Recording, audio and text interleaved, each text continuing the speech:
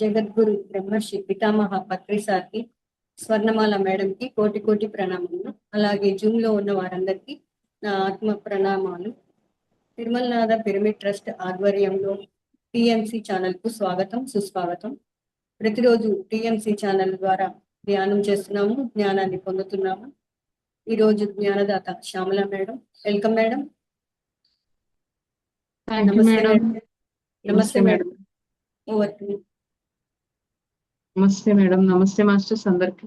ముందుగా మనందరి మైత్రేయ గుర్తుడు జగద్గురు బ్రహ్మర్షి పితామహ పత్రిజీకి, సన్మాల పత్రి మేడంకు నాకు ప్రణామాలు.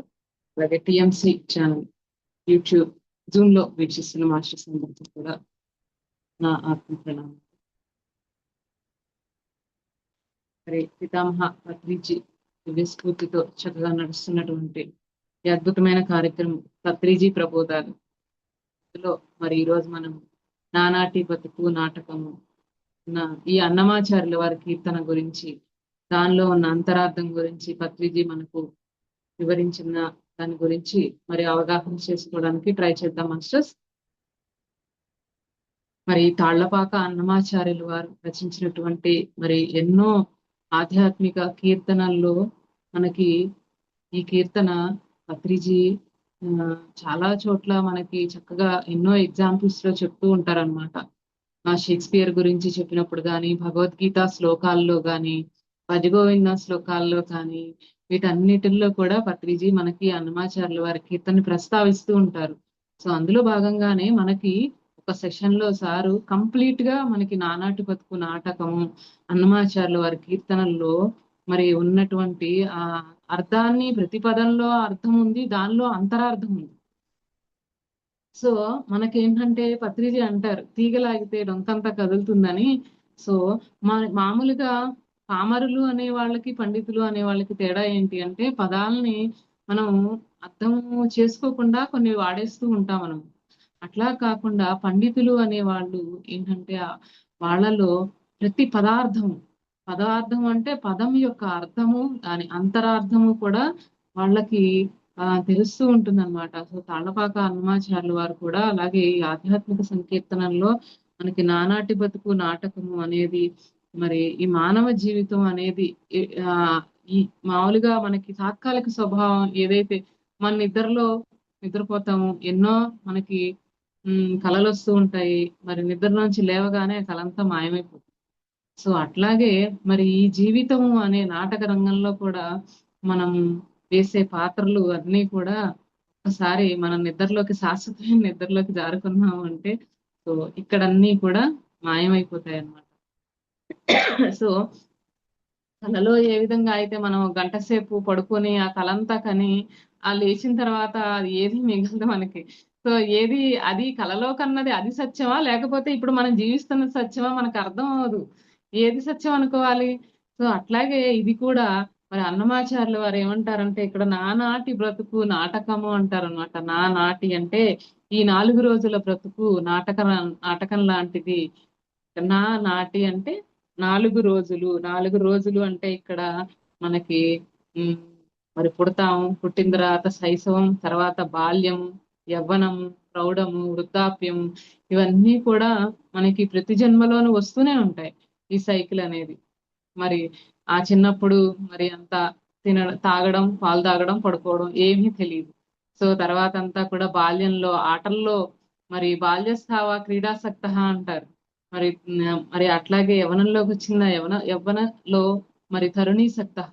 మరి తర్వాత అంతా కూడా వృద్ధాప్యం అంతా చింతల్లో ఉంటే మరి తర్వాత మరి పరబ్రహ్మ గురించి నువ్వు ఎప్పుడు ఆలోచిస్తావు అని అడుగుతారు మనకి ఎవరు, ఆదిశంకరాచార్యుల వారు. సో ఈ నానాటి బతుకు ఈ 4 రోజులు ఈ బ్రతుకు బాల్యము, యవ్వనము, ప్రౌఢము, వృద్ధాప్యము, ఇది ప్రతి జన్మలో మనకి వస్తూనే ఉంటాయి. మరి ఈ 4 రోజులు ఈ జీవితం కూడా ఒక చక్కటి అత్యద్భుతమైన నాటకము అని మనకి తాళ్లపాక అన్నమాచార్యుల వారు చెప్తున్నారు అనమాట. అందులో మరి కానక కన్నది కైవల్యము అంటే మనకి ఇవన్నీ కూడా ఈ 4 దశలు కూడా మనకు కంటికి కనిపిస్తూనే ఉంటాయి ఫిజికలైజ్. సో మనం తెరిస్తే ఈ చర్మచక్షువులు ఏవైతే ఉన్నాయో మన ఫిజికల్ కి వరల్డ్ అంతా కూడా మనకు కనిపిస్తుంది. మరి కానక కన్నది అంటే ఈ 2 కళ్ళతోటి కాకుండా ఈ రెండు కళ్ళని మూసేస్తే మనం ఆ ధ్యాన సాధనలో మనకి ఏదైతే ఆ చర్మ చక్షువులతో కాకుండా మరి దివ్య చక్షువుతో కన్నది అని మనకి ఇక్కడ అన్నమాచార్యులు వారు ధ్యాన చక్షువు దివ్య చక్షువుతో ఏదైతే మనం చూడగలుగుతామో ఆ జ్ఞానంతో మరి అదే కైవల్యము. అంటే మనకి దివ్య చక్షు ఓపెన్ అయిన తర్వాత అంటే జ్ఞానం వచ్చిన తర్వాత నేను కేవలం ఈ శరీరాన్ని కాదు, నేను ఆత్మ పదార్థాన్ని అని సత్యము మనకి ధ్యాన సాధనలో తెలుస్తుంది. సో అప్పుడు అనిత్యమైనదేది, నిత్యమైనదేది, నిత్యానిత్య వివేక విచారం అనేది మనకి ఆ వివేకం అనేది అప్పుడు వస్తుంది అనమాట. మరి ఆ మనకి ఈ చర్మచక్షువులతో కనే మన ఈ సంసారము, పిల్లలు, మరి ఈ ప్రపంచము, బంధువులు, మరి ఇవన్నీ కీర్తి, అలాగే బంగారము, కార్లు, లగ్జరీ లైఫ్స్, ఇవన్నీ కూడా మనకి ఇక్కడ జీవించడానికి ఏదైతే ఉన్నాయో వాటి కోసం మనం సమకూర్చుకున్నవే. మరి మనం పోయేటప్పుడు ఇవేవి మనతో రావు. సో వీటినన్నిటిని మనతో కూడా తీసుకెళ్ళలేం కదా మనం. సో మనం ఏదైతే తీసుకెళ్ళగలుగుతామో మరి అది దాన్ని గురించి కానక కన్నది చర్మచక్షువులతో నీకు కనిపిస్తూనే ఉంది. కానీ మరి ఏదైతే మనం తీసుకెళ్ళగలుగుతామో మనతోటి మరి ఆ అనుభవ జ్ఞానం, మరి ఆత్మ జ్ఞానం ఏదైతే ఉంది మరి దాని కోసం మరి ఆ కానక కన్న దాన్ని తెలుసుకోవాలి. మనము ప్రాణంతో ఉండగానే మరి ఈ చర్మచక్షువుల్ని మరి ఎప్పుడైతే ధ్యాన సాధనలో కాసేపు రోజు మనం క్లోజ్ చేసుకొని కర్మేంద్రియాలు, జ్ఞానేంద్రియాలు ఇవన్నీ ఏవైతే ఉన్నాయో మరి ఆ తర్వాత మనసును కూడా దాటి బుద్ధి, ఆత్మ, పరమాత్మ చైతన్యం మరి ఆ యొక్క ఆ కనక కన్నది కైవల్యం. కళ్ళు తెరిస్తే కనిపించేది ప్రపంచం, మరి కళ్ళు మూస్తే కనిపించేది కైవల్యము. అది మనకి ఫిజికల్ ఐస్ తోటి మనకి కనిపించదు అని చెప్పి మనకి మరి ఆ చర్మచక్షువులు కాకుండా దివ్య చక్షువుతో మూడో కన్నుతోటి మనము మరి ఆ జ్ఞానము దివ్య చక్షుతో వచ్చే జ్ఞానంతో మనము ఆత్మ పదార్థాల సత్యాన్ని మనము తెలుసుకుంటాం. ఏ విధంగా మరి రెండు కళ్ళు మూసుకొని చేతులు రెండు మనం పట్టేసుకుని కూర్చుంటాము. అప్పుడు మరి క్రమక్రమంగా కూడా మన మనసులో ఫస్ట్ మన మనసు శాంతించాలి. సో అప్పుడు ఆ మనసులో ఉన్న ఆలోచనలు ఏవైతే ఉన్నాయో చిత్తవృత్తులన్నీ మనకి శమించిన తర్వాత, మనసు శాంతించిన తర్వాతే మనలో అప్పుడు విశ్వశక్తి ప్రవాహం జరుగుతుంది. అప్పుడు మరి దివ్యచక్షు అనేది తెరుచుకోవడం జరుగుతుంది. మరి ఆ కన్నుతో మనం చూసేది, ఆ జ్ఞానంతో మనం గ్రహించేది, శాశ్వత తత్వం ఏదైతే ఉందో దాన్ని మనం గ్రహించగలిగేది. అప్పుడు తెలుసుకున్న సత్యమే మరి మనకి ఎవరైనా మహాయోగులైనా చెప్పిన షేక్స్పియర్ మహానుభావుడు కూడా అదే చెప్పాడు. All the world is a stage, we are all mere actors, we struck and flew, we do our part and then depart. మరి ఇది నాటక రంగము అన్న సత్యము ఎప్పుడు తెలుస్తుంది అంటే మనము ఆత్మ పదార్థాలము. ఆ తెర వెనుక భాగవతం ఏదైతే ఉందో దాన్ని తెలుసుకోవాలి. తెర ముందు భాగవతం కనిపిస్తూ ఉంది మనకి, సినిమా కనిపిస్తుంది తెర మీద, సినిమా మనకు కనిపిస్తూ ఉంటుంది, బొమ్మలు మనకు కనిపిస్తాయి. మన సినిమా చూస్తూ మనం అందులో మమేకమైపోతాము, ప్రతి క్యారెక్టర్ లో లీనమైపోతాము. మరి హీరోయిన్ ఏడిస్తే మనము ఏడుస్తాము, ఆ బాధల్ని మనమే బాధపడ్డట్టుగా బాధపడుతూ ఉంటాము, ఎప్పుడు మనము లీనమైపోతాం. కానీ ఇది కాకుండా తెర వెనక భాగవతం, ఆ సినిమా ఏంటి, ఆ నిర్మాత, ఆ డైరెక్టరు, సో మరి ఆ నాటకం రచించిన వాడు, ఆ నాటకం వేయిస్తున్న వాడు, మరి నటించే పాత్రధారులు ఎవరైతే ఉన్నారో వాళ్ళకి తెలుసు. పాత్రధారులు ఆ టైంకి వస్తారు, మరి ఆ హీరో వేషం వేసుకుంటారు, ఆ హీరోయిన్ వేషం ఏదైతే ఉందో మరి ఆ నటుడిగా ఆ వేషాన్ని వాళ్ళు వేసుకుని మరి అందులో లీనమైపోయి వాళ్ళే అందులో ఆ పాత్రలో లీనమైపోయి నటించుతారన్నమాట. కానీ మరి ఆ వేషం వేసి యువతలకు వచ్చేసిన తర్వాత మరి వాళ్ళుగా ఉంటారు. వాళ్ళు అప్పుడు ఆ నటుడు ఆ క్యారెక్టర్ కాదప్పుడు. అలాగే కెమెరామెన్ కి, డైరెక్టర్ కి, మరి ఆ స్క్రీన్ ప్లే వాళ్ళందరికీ కూడా తెలుసు ఇది కేవలం ఒక నాటక రంగము, ఇది ఒక మూవీ, ఇది ఒక నాటకం అని తెలుసు. మనం అందరం పాత్రధారులు అని తెలుసు. అక్కడ వస్తాము, నవ్వుతాము, డాన్స్ చేస్తాము, కామెడీ చేస్తాము, ఆనందిస్తాము, కాసేపు దుఃఖిస్తాము, అన్ని రకాలు అవే మనము అని అనుకుంటూ, కానీ ఇక్కడ ఏదైతే సత్యం ఉందో ఇది నాటకం తీసేయగానే, ఆ నాటకం అయిపోగానే అక్కడి నుంచి స్టేజ్ మించి అందరూ దిగిపోతారు. సో ప్రపంచం అనే నాటక రంగం కూడా అలాంటిదే. తెర వెనక భాగవతం గనక మనం అర్థం చేసుకోగలిగితే తెర ముందుది నాటకం అన్న విషయం మనకు తెలుస్తుంది. తెర వెనక భాగవతం ఏదైతే ఉందో కానక కన్నది కైవల్యము అని చెప్తున్నారు. మరి ఆ కైవల్యం గురించి మనం అర్థం చేసుకున్నప్పుడే మనం ఇది నాటక రంగము అని మరి మనం ఆ క్యారెక్టర్ లో ఎంతో బాగా నటించి, ఎంత బాగా నటించగలిగితే అంత మెప్పించి, మరి అవార్డ్స్ ఎలా అయితే వస్తాయో వాళ్ళకి, మన మూవీ యాక్టర్స్ కి ఆ విధంగా నటించగలగడం, ఆ పాత్రలో లీనమై నటిస్తారు. కానీ వాళ్ళని వాళ్ళు మర్చిపోరు. ఇప్పుడు నాగేశ్వరరావు గారు కానీ, చిరంజీవి గారు కానీ, మరి పవన్ కళ్యాణ్ గాని, ఎవరైనా కానీ ఆ పాత్రలో లీనమైపోయి నటిస్తారు. కానీ వాళ్ళకి తెలుసు ఆ పాత్ర వాళ్ళు కాదు, పాత్రధారులము మేము, అది విడిచి మరి ఆ మేకప్ అవన్నీ తీసేసిన తర్వాత వాళ్ళుగా ఉంటారు. సో మనం కూడా ఫ్రెండ్స్ అలాగే ఈ నాటక రంగం మీద మనం ప్రతిరోజు కూడా ఒక తల్లిగా, ఒక మరి భార్యగా, ఒక కోడలిగా, ఒక అక్కగా, మరి ఎన్నో పాత్రలు ధరిస్తాం. కానీ ఉన్నది మనం ఒక్కళ్ళని. మన లోపల ఉన్న చైతన్యం ఏదైతే ఉందో అది మాత్రం ఒకటే. కానీ మనం మాత్రం ఇన్నిగా ఉన్నాం. ఒక మరి మన బిడ్డకి తల్లిగా ఉంటాము, మరి ఆ అన్నయ్యకి చెల్లెలుగా ఉంటాము, అలాగే ఒక అత్తగారికి కోడలుగా ఉంటాము. కానీ ఇన్ని ఉన్నాయి కనుక మనం ఇన్ని పాత్రలు మనం సపరేట్ అయిపోవట్లేదు కదా. సో ఉన్నది ఒక్కటే. అలాగే తెర వెనుక భాగవతంలో కూడా మనకి ఉన్నది ఆ పరమాత్మ చైతన్యం ఏదైతే ఉందో అదే ఉంది, అది ఒక్కటే ఉంది. మరి నేను అమ్మ అంటే పలుకుతున్నాను, అక్క అంటే పలుకుతున్నాను, మరి ఆ అలాగే పిన్ని అంటే పలుకుతా, పెద్దమ్మ అంటే పలుకుతా, అత్త అంటే పలుకుతా. సో మరి ఇన్ని రకాలకి పలుకుతున్నది నేనే కదా. ఇక్కడ ఉన్నది ఆ చైతన్యం, నాలో ఉన్న పరమాత్మ చైతన్యం ఏదైతే, ఎలా అయితే మనం ఒక్కళ్ళమే ఇన్ని క్యారెక్టర్స్ గా మనం ప్లే చేస్తున్నాం కదా జీవితంలో. సో అట్లాగే మరి చరాచర సృష్టిని అంతా కూడా సృష్టించిన భగవంతుడు కూడా మరి మనమే ఇన్ని క్యారెక్టర్లు వేస్తున్నప్పుడు సృష్టి మొత్తాన్ని సృష్టించిన భగవంతుడు ఇన్ని క్యారెక్టర్లు వేయలేడా? ఒక శ్యామల అనే క్యారెక్టర్, దేవకి అనే క్యారెక్టర్, ధనలక్ష్మి అనే క్యారెక్టర్, సుజాత గారు, యశస్విని గారు, ఇంతమంది క్యారెక్టర్లు ఎందుకు పోషించలేడు ఆయన? అందుకే ఆయన మరి సరిత అన్నా కూడా భగవంతుడు పలుకుతాడు, మరి అలాగే దేవకి అన్నా భగవంతుడే పలుకుతాడు. ఇప్పుడు నేను ఎలా పలుకుతున్నాను? అమ్మ అంటే పలుకుతున్నాను, అత్త అంటే పలుకుతా, పెద్దమ్మ అంటే పలుకుతా. ఇన్ని క్యారెక్టర్లో ఉన్నది మనమే కదా. సో అట్లాగే ఆ పరమాత్మ కూడా సృష్టించిన మొత్తంలోనూ కూడా, ఆ సృష్టి మొత్తంలో కూడా ప్రతి అణువులోనూ కూడా ఉన్నాడు కనుకనే మరి ఆ కానక కన్నది కైవల్యము ఏదైతే ఉందో ఆ సత్యం తెర వెనుక భాగవతాన్ని తెలుసుకున్నారు ఈ అన్నమాచార్యుల వారు గాని, మరి ఎంతో మంది మీరాబాయి గాని, ఈ భక్తులు గాని, అట్లాగే యోగీశ్వరులు. మరి అంతా కూడా నువ్వు ఎవరు అని అడిగినప్పుడు శ్రీకృష్ణ పరమాత్మ కూడా మరి ఏం చెప్తారు అంటే, అంతా పరమాత్మ చైతన్యం ఏదైతే ఉందో అంతా కూడా నిండి ఉన్నది. అహమాత్మ గుడాకేశ సర్వభూత శ్రేయస్సు అహమాదిత్య మధ్యం చ భూతానాం ఏవచ అని చెప్తారు. మరి అది అంతిమ సత్యం. అహమాత్మ గుడాకేశ, మరి నువ్వు నిద్రను జయించిన వాడివే, కానీ ఫిజికల్ ఐస్ క్లోజ్ చేసుకొని నిద్రపోవడము ఆ నిద్రను జయించడం కాదు. సోల్ పరంగా నిద్రను జయించిన వాడా అంటున్నారు. అంటే మామూలుగా అయితే ఆయన నిద్రను జయించాడు, ఎన్ని రోజులైనా నిద్రపోకుండా ఉండగలడు.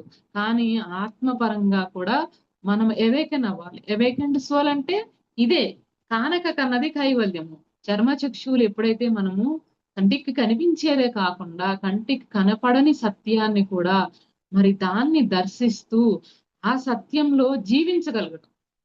సో ఆ సత్యాన్ని తెలుసుకున్నాము, అయిపోయింది, ఓకే నేను సత్యాన్ని తెలిసేసుకున్నాను, అందరిలో నన్ను నేను చూసేసుకున్నాను అనుకుని మళ్ళీ మామూలుగా జీవించేస్తే కాదు కదా. సో ఆ సత్యంలో ప్రతి క్షణాన్ని కూడా మనము అలా జీవించగలగడం అన్నమాట. ఆ కానక కన్నది కైవల్యంలో మరి జీవిస్తూ ఎవరైతే చక్కగా ఆ జీవితం అనే నాటక రంగం మీద, రంగస్థలం మీద చక్కగా నటించి వాళ్ళు నటులము అన్న సత్యాన్ని ప్రతి క్షణము గ్రహించగలిగినప్పుడు జీవితం నాటక రంగంలో లీలలాగా జరుగుతుంది. లేకపోతే అంత గోలగా ఉంటుంది అంత. తెలిస్తే లీల, తెలియకపోతే గోల. సో అందుకే శ్రీకృష్ణ పరమాత్మ ఈ నాటక రంగం మీద ఎంతో అద్భుతంగా నటించి మరి ఆయన జీవితం మొత్తం కూడా శ్రీకృష్ణ లీలలు చూపించారు. అంటే ఆయన వేస్తున్న ఆ పాత్రధారిగా ఆయన వేస్తున్నప్పుడు ఆయనకు తెలుసు ఆయన పరమాత్మ చైతన్యము అన్న సదా ఎరుకతోటే మరి ఉండడం జరిగింది. అలాగే మనకి ఒక షిరిడి సాయిబాబా గారు గాని, అట్లాగే ఎంతో మంది మహాయోగులు పత్రిజీ గాని మనకి ప్రతి క్షణం కూడా మన ముందు, మన కళ్ళ ముందు ఎంతమంది ఎందుకు మన కళ్ళ ముందు మనం చూసిన మన పత్రిజీనే ఎగ్జాంపుల్ తీసుకున్నాం. మరి ఎంతో అద్భుతంగా జీవితాన్ని ఒక నాటక రంగంలాగా ధారణ చేస్తూ మరి అంతే ఆనందంగా నిష్క్రమించడం కూడా జరుగుతుంది. నిష్క్రమించే టైం వచ్చినప్పుడు ఆ పాత్ర పని అయిపోయిన తర్వాత అయ్యో నా పాత్ర అయిపోయింది అని అక్కడే స్టేజ్ మీద కూర్చోరు కదా, అక్కడ పని అయిపోగానే అక్కడి నుంచి వెళ్ళిపోతారు. మళ్ళీ ఇంకో సినిమాలో నటిస్తారు, మళ్ళీ ఇంకా అద్భుతంగా నటిస్తారు, వేరే సినిమా ఉంటుంది, వేరే నాటకం, అలాగే రకరకాల పాత్రధారులుగా ఎన్నో వేషాలు వేస్తూ మరి ఎటువంటిదైనా కానీ ఆ పాత్రలో రాజు అయితే రాజుగా, మరి భిక్షగాడైతే భిక్షగాడుగా, జమీందారు అయితే జమీందారు, మరి ఆడగా మగగా, మరి ఎలా కావాలంటే అలాగా పాత్రధారిగా ఉంటూ ఆ పాత్రకి ప్రాణం పోస్తూ మరి తను ఆ పాత్రధారిణి అన్న సత్యాన్ని తెలుసుకొని ఉండడమే కానక కన్నది మరి కైవల్యము అని చెప్తున్నారు. అంటే ఇక్కడ ఈ నాటక రంగంలో బాల్యం అన్నది సత్యం కాదు, మనకు మా కళ్ళ ముందే కదా బాల్యం వెళ్ళిపోయింది, అక్కడ నుంచి మనకి యవనం నుంచి మరి ప్రౌఢం, తర్వాత వృద్ధాప్యంలోకి వెళ్ళిపోతాం, మరి వృద్ధాప్యంలోకి వెళ్ళిపోయిన తర్వాత మరణ దశకు కూడా వెళ్ళడం జరుగుతుంది. ఇదంతా మరి కామనే అన్నమాట. అందుకే పుట్టుటయు నిజము పోవుటయు నిజము, నట్టనడి నీ పని నాటకము, ఎట్ట ఎదుట గలది ప్రపంచము, కట్టగడపటిది కైవల్యము. అంటే పుట్టడం అనేది ఎంత నిజమో మరణించడం అనేది కూడా అంతే నిజం. మరి అట్లాగే ఈ రెండిటికి మధ్య నడిచే ఈ వ్యవహారాలన్నీ కూడా నాటకము, కళ్ళకు ఎదుట కనిపిస్తుంది తాత్కాలికం, మరి అన్నింటి చివరిగా మిగిలేది సత్యం ఏదైతే ఉందో మోక్షం, అది అంతిమ సత్యం, శాశ్వత సత్యం అని చెప్తున్నారంట. అంటే మార్పు లేని శాశ్వత సత్యాలు ఏంటి అంటే పుట్టుటం నిజమే, మరి పోవటము నిజము. ఈ మధ్యలో పడే ఆరాటం ఏదైతే ఉన్నాయో, మనం పడే ఆరాటాలు గాని పోరాటాలు గాని, మరి సంపాదన, బంధాలు, మరి అహంకారం, ఇవన్నీ కూడా రకరకాలు, అసూయ, వేషాలు, ఇవన్నీ కూడా మరి ఆ నాటకంలో మరి ఈ సీన్లు ఎలా ఉంటాయో ప్రతి నాటకంలోనూ రకరకాల సీన్లు, సో అట్లాంటివే మరి నాటకం అయిపోయిన తర్వాత తెరపడుతుంది.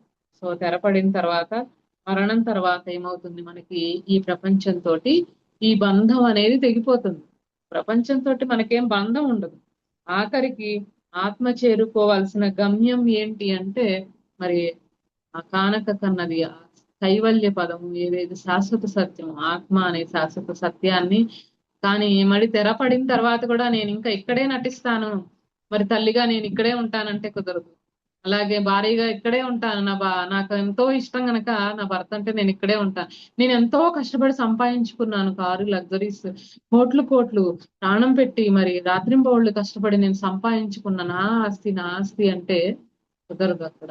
సో మరి ఈ ప్రపంచంతో బంధం తెగిపోయిన తర్వాత మరి ఫిజికల్ బాడీ ఎప్పుడైతే మరి ఆ ఆత్మ వెళ్ళిపోతుందో, శరీరం అనేది మరి అది ఎందుకు పనికిరాదు. మరి ఆ కట్టె ఏదైతే ఉందో అది కాలిపోతుంది. మరి ఆత్మ ఏదైతే ఉందో ఇది దీంతో మనము ఇక్కడ సంపాదించిన కీర్తి గాని, ప్రతిష్టలు గాని, ఇవన్నీ కూడా మనం ఏవి కూడా మనతోటి మనము తీసుకు వెళ్ళలేము.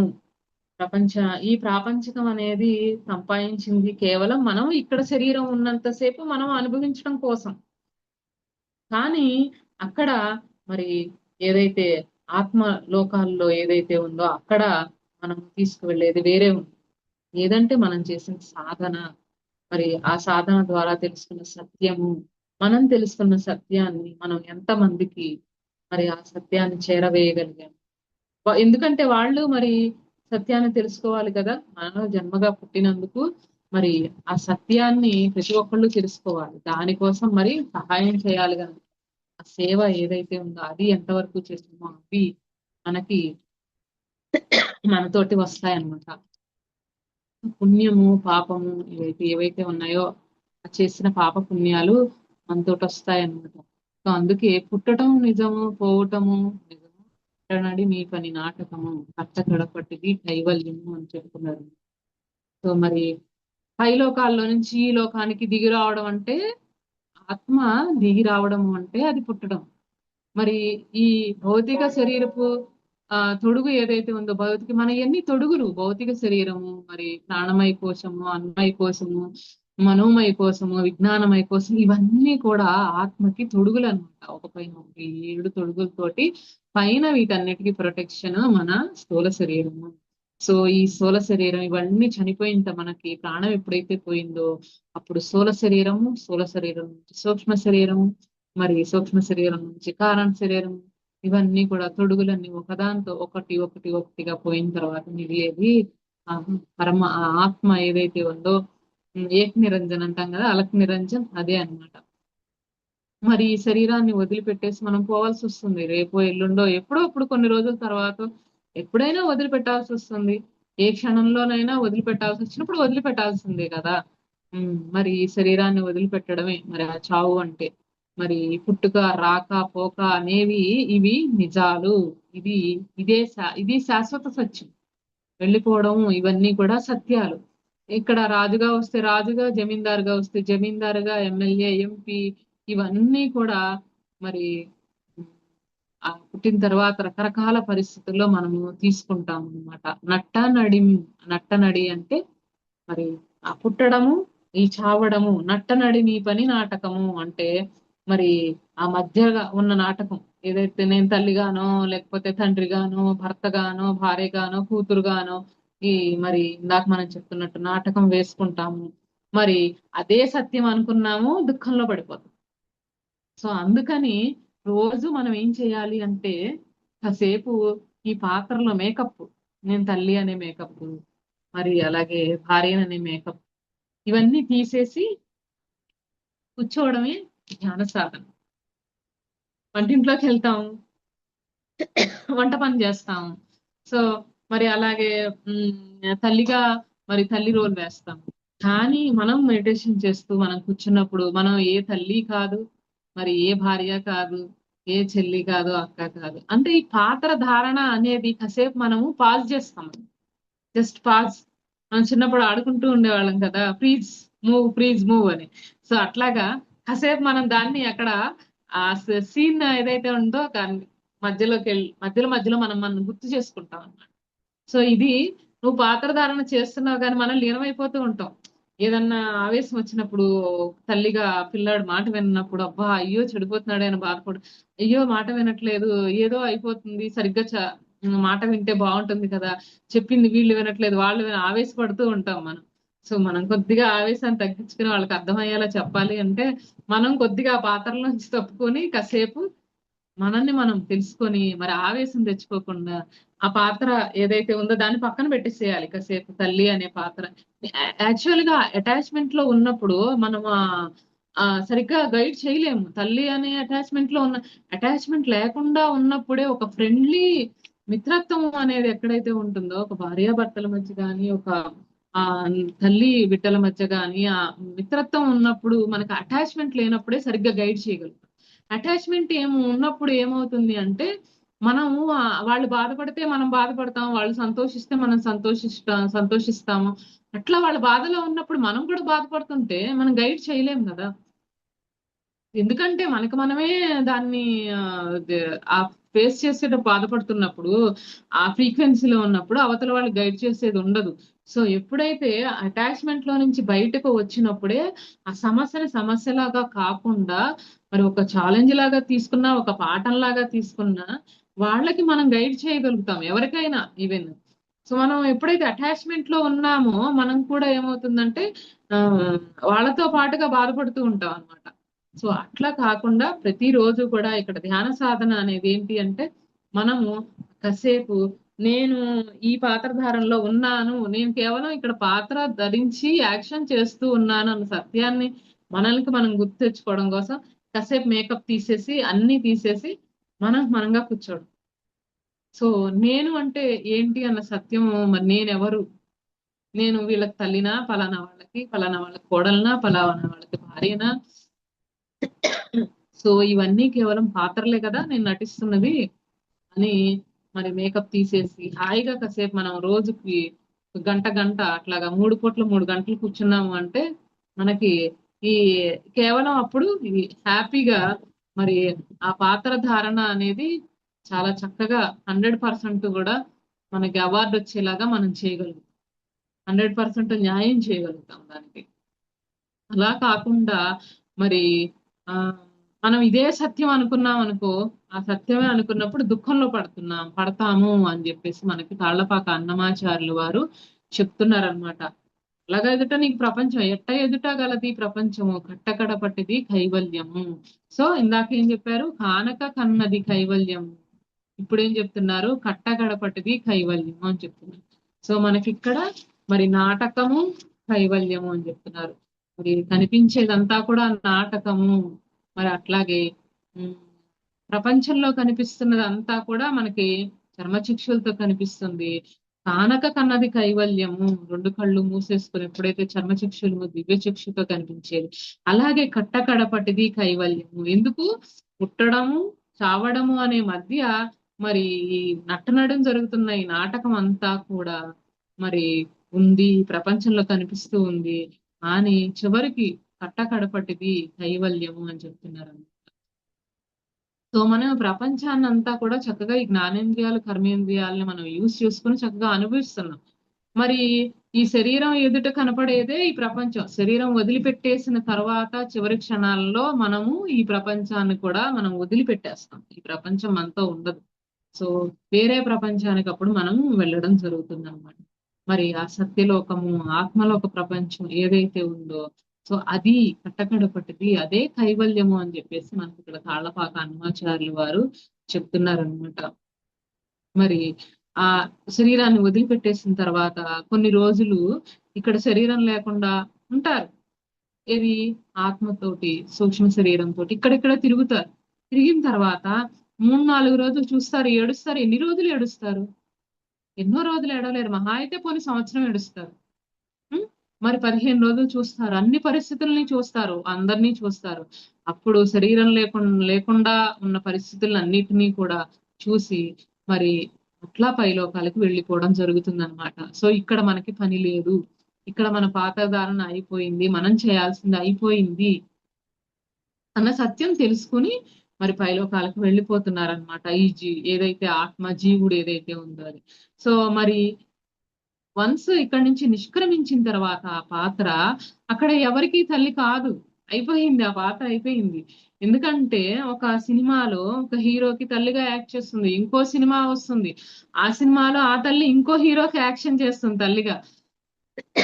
ఈ సినిమా వరకే ఆమె తల్లి, ఇంకో సినిమాలో ఇంకొకళ్ళకి యాక్ట్ చేయొచ్చు. ఈ సినిమాలో చిరంజీవికి తల్లిగా యాక్ట్ చేస్తే ఇంకో సినిమాలో నాగార్జున చేయొచ్చు, ఇంకో సినిమాలో ఇప్పుడు అన్నపూర్ణ గారు చేశారంటే ఎంతమందికి తల్లిగా చేయలేదు ఆవిడ? అన్నపూర్ణ గారు చిరంజీవి గారికి చేశారు, నాగార్జున గారికి చేశారు, రాజేంద్ర ప్రసాద్ గారికి చేశారు, వెంకటేష్ గారికి చేశారు. అన్ని పాత్రలు నేను ఇప్పుడు చిరంజీవి తల్లిగా యాక్షన్ చేశాను కనుక నేను బయటికి వెళ్ళి నేను చిరంజీవి తల్లిని అంటే ఊరుకుంటారా? వాళ్ళ అమ్మగారు ఊరుకోరు కదా. సో అట్లాగా మరి ఆ పాత్ర ధారణ అనేది ఎన్నో పాత్రలు వేస్తూ ఉంటాం.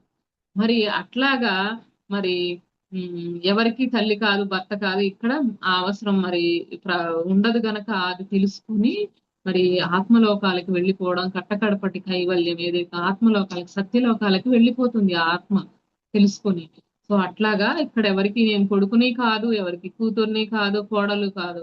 సో ఇక్కడ అందరూ కూడా ఆత్మ పదార్థాలే. నేను ఎవరైతే ఆత్మ, ఫస్ట్ ఆఫ్ ఆల్ నీ భర్త నీ శరీరానికి మాత్రమే భర్త, నీ భార్య నీ శరీరానికి భార్య. కానీ ఆత్మ సోల్ లెవెల్లో వచ్చేసి వాళ్ళు ఆత్మ పదార్థాలు.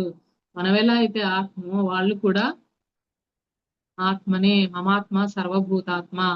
సో అది ఆ సత్యాన్ని తెలుసుకున్నప్పుడు మనము ప్రతిరోజు కూడా ఓకే వాళ్ళు కూడా నేర్చుకోవడానికి వచ్చారు. సో అట్లా చూస్తారు. కానీ కేవలం ఒక బంధంలాగా నీకే సొంతంలాగా వాళ్ళు అన్నట్టు అప్పుడు చూడటం అనేది లేనప్పుడు ఏమవుతుందంటే ఒక మిత్రత్వం వస్తుంది అనమాట. సో పైలోకాలలో పత్రిజీ మనకు చెప్తున్నది ఏంటంటే అక్కడ ఎవరికి కొడుకు ఉండడు, కోడలు ఉండదు, ఏముండదు, ఉన్నదంతా కూడా మిత్రత్వమే. సో మరి ఎప్పుడైతే మనం శరీరం ఇక్కడ ఉండగానే మనము ఆత్మ పదార్థాలము, అట్లాగే మనతోటి ఉన్న బంధువులు గాని మన ఆ ఎవరైనా గాని అందరూ కూడా మిత్రత్వాన్ని గనక ఇక్కడే మనం నెరపగలిగితే నిజంగా, ఎందుకంటే భూమినే స్వర్గం కింద అవుతుంది అప్పుడు. ఇప్పుడు చనిపోయిన తర్వాత స్వర్గం కాదు. అది ఎట్లాగో తెలుస్తుంది. దేహం విడిచిపెట్టిన తర్వాత 2 రోజులకు కాకపోయినా, 3 రోజులకు కాకపోయినా, 10 కాదు, పోనీ ఎర్త్ బౌండ్ సోలు సంవత్సరం, పోనీ 2 సంవత్సరాలు తెలుసుకొని తీరాల్సిందే కదా. తన శరీరం కాదు ఆత్మ పదార్థం అని తెలుసుకొని ఎర్త్ బౌండ్ సోల్ అయినా కానీ తెలుస్తుంది. మాస్టర్స్ తెలియజేస్తారు, లేటుగా అయినా తెలుస్తుంది. సో కానీ తెలుసుకోవాల్సిన సత్యం అయితే, మరి ఆ కట్టకడపటి కైవల్యం ఏది ఆ సత్యం అయితే, మన శరీరం కాదు ఆత్మ అన్నది శరీరం లేనప్పుడు ఎలాగో తెలుస్తుంది. కానీ అది మనం శరీరం ఉండగానే మరి ఆ కానక కన్నా కైవల్యాన్ని చర్మచక్షువులు తోటి చూసే ప్రపంచాన్ని కొంచెం సేపు మనము మరి దృష్టిని మరల్చి ఆ కళ్ళు మూసుకొని మరి ఆ ధ్యాన సాధన చేసినప్పుడు, మనకు ఆ సత్యం తెలిసినప్పుడు, అంతా కూడా ఆత్మ పదార్థాలను తెలిసినప్పుడు అప్పుడు మిత్రత్వం వస్తుంది. సో ఇక్కడ పత్రిజీ ఏం చెప్తారంటే, బంధుత్వాలన్నీ కూడా ఇక్కడే నాశనం అయిపోతాయి. మనం ఏదనుకుంటున్నాం, బంధుత్వాలు నాది, నా వెనకాల ఎంతమంది ఉన్నారు, నాకు ఇంతమంది నా బలగం ఉంది, ఇవన్నీ కూడా ఏమీ నీతో రావు. ఇంత అహంకారం, నేను కూడబెట్టిన ఆస్తులు ఆస్తులు ఉంటే ఓకే, బంధుత్వాలు బాగానే ఉంటాయి. కానీ ఆస్తి లేకపోతే ఏ బంధువు ఉంటారు, ఎవరు వస్తారు?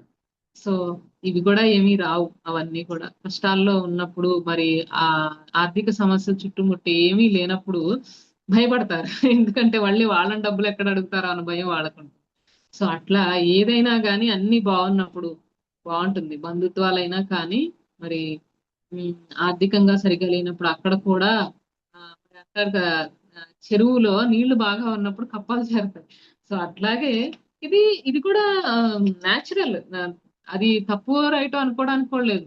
నార్మల్, అది రీతి అంతే, అట్లాగే ఉంటుంది. ఆ రీతి అంతే అది. సో అప్పుడు మరి మనకి బంధుత్వాలైనా మన శరీరం పోయినప్పుడు అన్ని కూడా ఇక్కడే పోతాయి మనతోటి. సో మరి అందుకే మిత్రత్వాన్ని మాత్రం మనం పైలోకాలకు తీసుకువెళ్తాము. ఎందుకంటే మన అనుభవాల కోసం మరి మన ఆ సృష్టి అనేది అక్కడ జరిగింది. మరి అక్కడ మనకి కొన్ని అనుభవాలు రావాలి. ఆత్మపరంగా అనుభవాలు రావడం కోసం ఈ ద్వంద్వత్వాలు అనుభవించి అనుభవించి అనుభవించి విరక్తి రావాలి మనకి. సుఖాలు, కష్టాలు, మరి వైభోగము అట్లా లేనప్పుడు దుఃఖము, ఈ ద్వంద్వాలన్నిటిని చూసి చూసి ఆ వచ్చేయాలన్నమాట. ఒకలాంటి లేదు, నాకు ఈ రెండిటికి అతీతంగా ఏదైతే ఉందో సత్యాన్ని తెలుసుకోవాలి అన్నది ఎప్పుడైతే వస్తుందో ఆటోమేటిక్ గా ధ్యాన సాధన చేయడం జరుగుతుంది. ఆ శాశ్వత సత్యం ఏంటి అన్నది మరి మనల్ని మనం తెలుసుకోవడం కోసం సాధన అనేది చేస్తాం. సో అప్పుడు మరి ఎవరైతే ఈ శరీరంలో ఉన్నప్పుడే బంధుత్వాలు ఏవైతే ఉన్నాయో వాటిని కాకుండా మిత్రత్వాన్ని ప్రతిపాదిస్తారో, అంటే భార్య భర్త, తల్లిదండ్రులు, సోదరులు అందరూ కూడా మిత్రత్వ భావనతో విరాజిల్లాలి అంటే ధ్యాన సాధన చేయాలి. ధ్యాన సాధన చేస్తేనే మనం శరీరానికే కదా, తండ్రి తల్లి బిడ్డ అనే భావన అనేది శరీరానికి వస్తుంది. కానీ ఆత్మపరంగా నువ్వు సత్యాన్ని తెలుసుకున్నప్పుడు అక్కడ అందరూ కూడా మిత్రత్వ భావనే ఉంటుంది. సో అక్కడ నిర్వాణ స్థితిని పొందుతారు అని చెప్తున్నారు. సో అప్పుడు బయటకు వచ్చిన తర్వాత, తెర బయటకు వచ్చిన తర్వాత అన్నదమ్ములుగా యాక్ట్ చేస్తారు. ఇప్పుడు ఎంతో ముగ్గురు నలుగురు హీరోలు కలిసి అక్కడ వారి వరకు ఆ పాత్ర వరకు వాళ్ళు మరి దానికి అన్నదమ్ములు, కానీ బయటకు వెళ్ళిన తర్వాత వాళ్ళందరూ ఫ్రెండ్సే. విలన్ ఉంటాడు, విలన్ హీరో బాగా కొట్టుకుని కొట్టుకుని చచ్చిపోతూ ఉంటారు, రక్తపాతాలు సృష్టించుకుంటూ. కానీ బయటకు వెళ్ళిన తర్వాత కొట్టుకుంటారా ఏంటి? లేదు, వాళ్ళు మళ్ళీ ఆ చేతులు వేసుకుంటారు, హ్యాపీగా నవ్వుకుంటూ మాట్లాడుకుంటారు, మిత్రత్వంతోనే ఉంటారు వాళ్ళు. సో అది ఉన్నది ఏంటంటే అక్కడ ఉన్నది మిత్రత్వమే, తెర మీదే కొట్టుకుంటారు. సో అట్లాగే మనం ఈ ప్రపంచం అనే నాటక రంగం మీద కూడా మరి ఆ అనుభవం కోసం ఎలా ఉంటుందో తెలియటం కోసం ఆత్మ ప్రతి దాన్ని అనుభవించడం కోసం మరి మనకి ఆ సూక్ష్మ లోకాల్లో, కారణ లోకాల్లో ఇవన్నీ ఉండవు. దీనికి ఇది ఎలా ఉంటుంది, అసూయ ఉంటే ఎలా ఉంటుంది, దాని పర్యవసానం ఎలా ఉంటుంది, ప్రేమ ఉంటే ఎట్లా ఉంటుంది, ఆ పర్యవసానం, దుఃఖం ఎలా ఉంటుంది, సుఖం ఎలా ఉంటుంది, ఆ టేస్ట్ ఎలా ఉంటుంది. సో ఇవన్నీ మనకు తెలియటం కోసం మనము ప్రతిదీ కూడా పాత్రధారులుగా వస్తాము. కానీ ఏం చేస్తామంటే మునిగిపోతాం. సినిమా వేయడానికి హీరో వచ్చేసి హీరో హీరోయిన్ నిజంగా భార్య మునిగిపోయారు అనుకోండి అందులో. సో అట్లా మరి మర్చిపోయారంటే మనం ఇక్కడ ఏం చేస్తున్నాం అంటే మర్చిపోయాం. అది మర్చిపోయి అదే నిజం అని అనుకుంటున్నాం అనమాట. అలా మర్చిపోకుండా ఉండడానికే ధ్యాన సాధన. మనం కాసేపు రోజు కూడా అట్లా ధ్యాన సాధన చేసుకోవడం వలన మనము ఆ సత్యాన్ని మర్చిపోకుండా మరి చక్కగా ఇక్కడ ఉన్నప్పుడే జీవన్ముక్తి, అంటే మరి నాటక రంగము ఇది ఉన్న తెర తెర వెనకాల వేరే భాగవతం ఉంది, తెర ముందు మాత్రమే. సో ఇదంతా కూడా ఒక నాటకము అన్నది ఆ తెలియాలన్నమాట. మరి ఈ నాటకమే సత్యము అని అనుకున్నామంటే మాత్రం దుఃఖం తప్పదు, అభాస్ పాలవుతాము అని చెప్తున్నారు పత్రిజీ. సో నాటకాన్ని నాటకంగానే చూడాలి. మనం దుఃఖాన్ని ఎందుకు అనుభవిస్తున్నాం అంటే నాటకాన్ని నాటకంగా చూడట్లేదు, నాటకాన్ని నిజం అనుకుంటున్నాము, అందుకే మనం దుఃఖాన్ని అనుభవిస్తున్నాము అని చెప్తున్నారు అనమాట. అందుకే మనకి ఆదిశంకరాచార్యులు వారు చెప్తారు, కస్త్వం కోహం కుతాయాత కామే జనని కోమే తాత ఇతి పరిభావయ సర్వమసారం విశ్వం త్యక్వా స్వప్న విచారం. అంటే ఎవరు నువ్వు, ఎవరు నేను, ఎక్కడి నుంచి వచ్చాం, ఎవరు నా తల్లి, ఎవరు నా తండ్రి, ఇవన్నీ కూడా మరి మరి ఎట్లా అయితే మన నిద్రలో నుంచి మేల్కొంటే స్వప్నం మాయమైపోతుందో అట్లాగే మన శరీరాన్ని ఆత్మ విడిచిపెడితే ఇదంతా కూడా మాయలాగా, స్వప్నం ఎట్లా అయితే అలా వెళ్ళిపోయిందో చిటికలో, మరి శరీరంలో నుంచి జీవుడు బయటకు వచ్చి ఈ వాయువు ప్రాణవాయువు ఎప్పుడైతే ఆగిపోయిందో, ఒక శ్వాస తీసుకుంటే పుట్టుక, ఆ శ్వాసని దీర్ఘంగా వదిలేస్తే మళ్ళీ తీసుకోవడానికి లేకుండా చావు అయిపోయిందంతే. ఒక్క శ్వాసతో పుడతాము, మధ్యలో తీసుకుంటూ ఉంటాం, ఒకటే శ్వాస వెళ్తుంది బయటకు. చనిపోయే వాళ్ళ దగ్గర మనం ఉన్నప్పుడు తెలుస్తుంది, ఒక్కటే శ్వాసని దీర్ఘంగా వదిలేస్తారు, అంతే అయిపోయింది, జీవుడు బయటకు వచ్చేస్తుంది, సిల్వర్ కార్డ్ కట్ అయిపోతుంది, ప్రపంచంతో బంధం తెగిపోయింది, ఆ సెకండ్ లోనే తెగిపోతుంది. సో ఆ సెకండ్ లోనే ఎప్పుడైతే రిలీజ్ అయిపోతారో అది వాళ్ళు వెళ్ళిపోతుంది, ఎర్త్ సోల్ కాదు. అదే మనము జీవించి ఉండగానే ఈ సత్యాన్ని తెలుసుకోగలిగితే ఇప్పుడు మనము నిజంగానే జీవన్ముక్తులుగా జీవించగలుగుతాం. పత్రిజీ చెప్తుంది అదే. చాలా మంది ఏమనుకుంటారు అంటే ఈ ధ్యానం ఎందుకుని, అంతా బాగుంది కదా, నాకు అంతా బాగుంది కదా అంటే ఏదో ఒకనాడు నువ్వు వదిలి వెళ్లాల్సిన రోజు వస్తుంది కదా, మరి అప్పుడు ఇది నేను అని పట్టుకుని కూర్చుంటే, ఈ శరీరాన్ని పట్టుకుని కూర్చుంటే, సో అది మనం ఒకసారి ఆలోచించుకొని అసలు సత్యం ఏంటి, శాశ్వతమైన సత్యం ఏంటి అన్నది తెలుసుకోవాలి అంటే ఎప్పటికైనా సత్యాన్ని అంగీకరించక తప్పదు. సో అది శరీరం ఉండగానే తెలుసుకోగలిగితే మరి అప్పుడు మనం ఎట్లా జీవిస్తాము, జీవన్ముక్తుల్లాగా జీవిస్తాము అని చెప్తున్నారు అనమాట. మరి కుడిచేదన్నము కోక చుట్టెడిది నడమంత్రపు పని నాటకము ఒడిగట్టుకొని నా ఉభయ కర్మముల గడి దాటినప్పుడే కైవల్యము అని చెప్తున్నారు. అంటే మరి రోజంతా కూడా మరి కేవలం కుడిచేది అన్నము పోక చుట్టెడు, ఆ బట్ట ఏదో కట్టుకోవడానికి మనం రక్షించడానికి బట్టలు, అట్లాగే తినడానికి అన్నం, కానీ కేవలం అన్నం కోసం కేవలం బట్టల కోసమే శ్రమిస్తే నిజంగా ఇది ఎట్లా ఉంటుందంటే అన్నం బట్టల కోసమే జీవితాంతం ఉండడం కోసం ఇల్లు మరి వీటి కోసమే జీవితం మొత్తాన్ని పణంగా పెట్టడం అనేది నిజంగా 80 ఏళ్ల వయసు 70 ఏళ్ల వయసు రిటైర్మెంట్ వచ్చిన తర్వాత చేసుకున్నానులే అంటే ఇంకా అసలు ఆరోగ్యం అంతా పోయిన తర్వాత శరీరం ఏం సహకరిస్తుంది.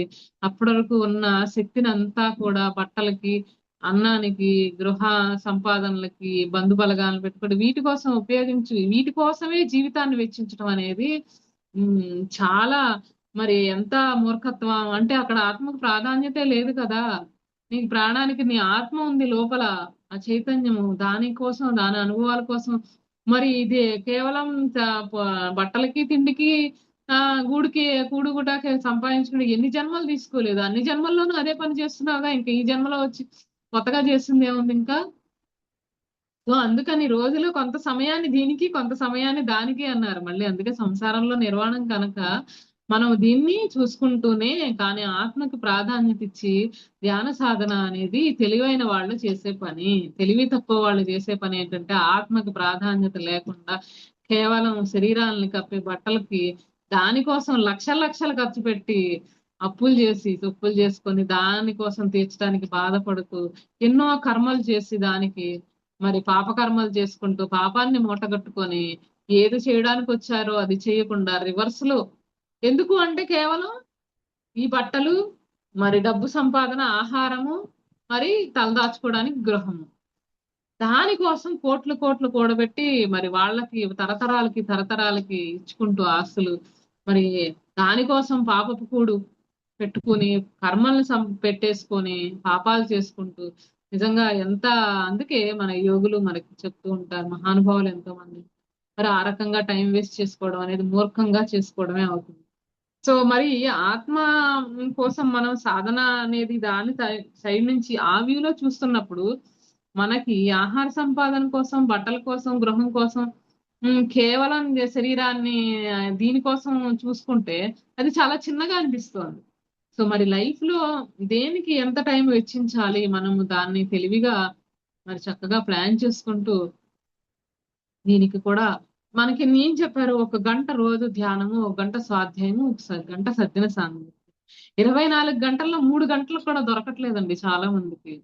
అస్సలు గంట అసలు నాకు కుదరనే కుదరదు. గంట అమ్మో బోల్డ్ పని ఉంటుంది అనుకో. మన కోసం అది మెడిటేటర్స్ చెప్పడం కోసం వెళ్ళిన వాళ్ళు బతిమలాడి బతిమలాడి చెప్తున్నారు. ఎట్లా అంటే మీ 1 గంట మీకోసం మీరు కేటాయించి, అమ్మో మాకు అసలు టైమే సరిపోదు. ఎందుకోసం? మీకోసం, వాళ్ళ కోసమే. ధ్యానము, స్వాధ్యాయం, సజ్జన సాంగత్యం 3 గంటలు, 24 గంటల్లో 3 గంటలు. అది మనకి మరి మనము ఆత్మ పదార్థాలు మనం ఎందుకు వచ్చాము అన్న శాశ్వత సత్యాన్ని మనకి మనం రోజు గుర్తు చేసుకోవడానికి. సో డైవర్ట్ అయిపోతూ కేవలం ఆహార సంపాదనకి, బట్టల సంపాదనకి, గృహాలు సమకూర్చుకోవడానికి, ఇక్కడ మళ్ళీ మనం వదిలేసి వెళ్ళిపోయే వాటి కోసం అంత టైం ఎందుకు కేటాయించి, ఎప్పుడో ఎందుకు పనికిరాని 80 ఏళ్ళ 90 ఏళ్ల తర్వాత ఆత్మ సాధన కోసం పెట్టుకోవడం అనేది ఎంత తెలివి తక్కువ పని. చిన్నప్పటి నుంచి చేయాలి కదా. అది వాళ్ళు గృహస్థాశ్రమంలోకి స్టార్ట్ చేయక ముందు మరి ఆత్మ ధరణకి సాధన అనేది శ్రీరామచంద్రుడు ఎప్పుడు స్టార్ట్ చేశాడు, ప్రహ్లాదుడు ఎప్పుడు స్టార్ట్ చేశాడు. సో వాళ్ళు సత్యాన్ని తెలుసుకున్నప్పుడు అది జీవిత నాటక రంగము అన్నది వాళ్ళు తెలుసుకుంటూ చక్కగా ఒక లీలలాగా గడుపుతారు కదా జీవితాన్ని. దుఃఖపడకుండా, ప్రతిదానికి బాధలు పడకుండా సత్యం ఒకసారి మనకి తెలుసుకోవాలి అన్న నిజంగా అది ఉన్నప్పుడు మనం మర్చిపోయిన మాస్టర్స్ ద్వారా మళ్ళీ మనకి గుర్తు చేయబడుతూనే ఉంటుంది. ఎందుకంటే కొన్ని కొన్ని సిచ్యుయేషన్స్ లో సత్యాన్ని తెలుసుకున్నా మళ్ళీ ఆ దుఃఖం బాగా వచ్చినప్పుడు, శ్రీరామచంద్రుడు సాక్షాత్తు మహావిష్ణు అవతారంగా వచ్చినాడు. కానీ ఆయన సహస్రార స్థితిలో ఉన్నా కూడా ఆయన కూడా మామూలుగానే ప్రవర్తించారు గనక మరి యోగ వాసిష్టం ద్వారా ఆయన దుఃఖం వచ్చినప్పుడు వశిష్ఠ మహర్షి ఎంతో ఆత్మబోధ చేశారు. మరి ఆయన చక్కగా సత్యాన్ని తెలుసుకున్న తర్వాత మరి రాజ్య పరిపాలన చేశారు.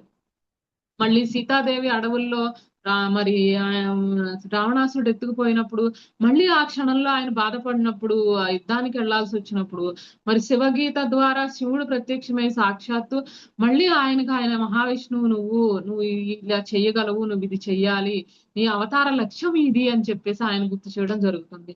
సో ప్రతి క్షణం మన లక్ష్యాన్ని మనం గుర్తు చేస్తారు మాస్టర్స్. మనం గనక నిజంగా ఈ సాధనలోనే ఉన్నట్టయితే ఒక్కసారి ఆ దుఃఖంలో పడి బాధలో నలిగిన మన లక్ష్యం ఏంటి, జీవిత లక్ష్యం ఏంటి అన్నది మనకి ప్రతి క్షణం మనకి ఎరుకలోకి తీసుకొస్తారు, మనం మర్చిపోయినా.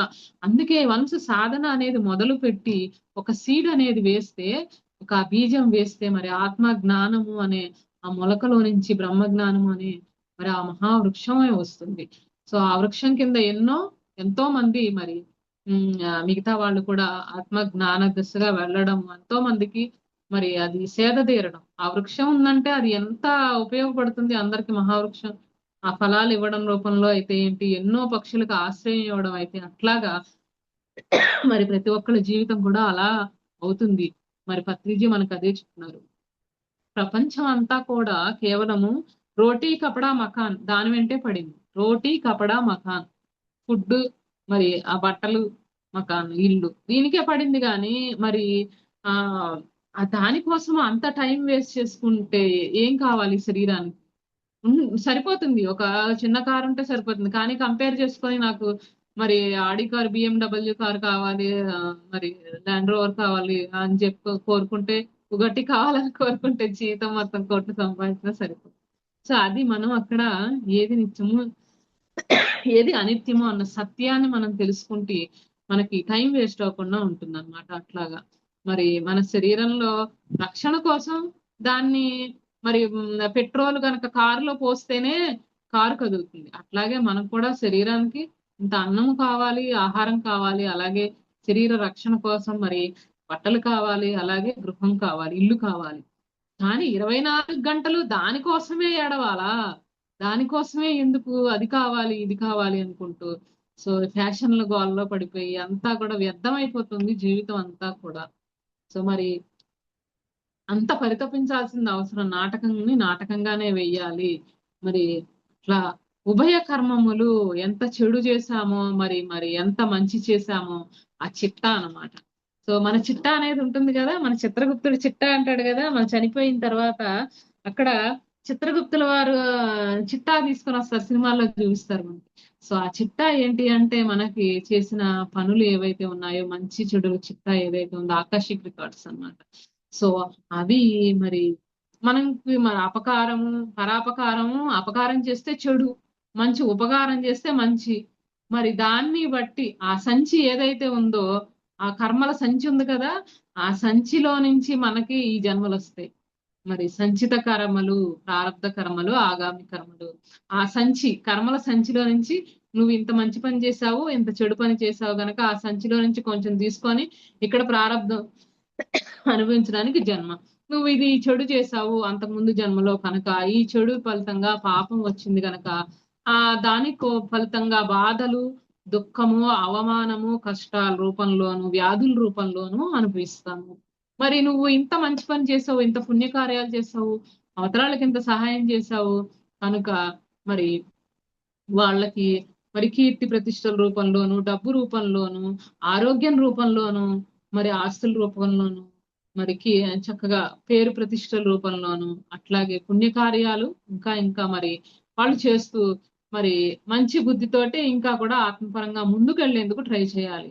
సో అట్లాగా మరి ఈ రెండు సంచిత కర్మలు, ప్రారంధ రెండు కర్మలు కూడా మరి జన్మ కారణం అవుతున్నాయి.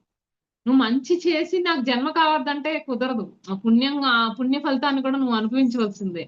సో ఆ పుణ్యాన్ని నువ్వు అనుభవించవలసిందే, పాపాన్ని కూడా నువ్వు మరి అనుభవించవలసిందే. అది కంపల్సరీ. ఇది ఇనప సంఖ్యలు అయితే అది బంగారపు సంఖ్యలు. ఎందుకంటే మళ్ళీ పుణ్యం చేసిన తర్వాత మనము సుఖాన్ని అనుభవిస్తూ మళ్ళీ రాజులుగానో ఎట్లాగానో పుట్టి మళ్ళీ తెలియకుండా పాపం చేసాం అనుకోండి, ఏదైనా పాపం చేస్తే మళ్ళీ అది అనుభవించడం కోసం మళ్ళీ రావాల్సిందే. సో అక్కడ పుణ్యమైన పాపమైన రెండిటిని కూడా అది దాటినప్పుడే, ఉభయ కర్మములు నశించినప్పుడే కైవల్యము. మరి శుభము అశుభము రెండిటిని కూడా మన పరిత్యాగం చేయాలి అని చెప్తున్నారు అనమాట.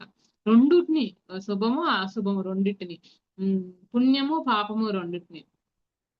సో అట్లాగా మరి మనము ఆ రెండిటి నుంచి కూడా బయటికి రావాలి. ఎందుకంటే మనకు తెలియకుండానే ఎన్నో, ఒక్కొక్కసారి బైక్ మీద వెళ్తూ ఉంటారు, ఏవో పురుగులు వాటి కింద పడతాయి, నలుగుతాయి. మరి దానికి అనుభవించాలి కదా, వాటి ఫలితాన్ని అనుభవిస్తారు. అలాగే మంచి ఫలితాలని అనిపిస్తారు. దీనికి అది దానికి లెక్కే లేదు. ఇంకా శుభకర్మలకి అశుభకర్మలకి రెండిటికి మరి ఆ సంచి తరగనే తరగదు.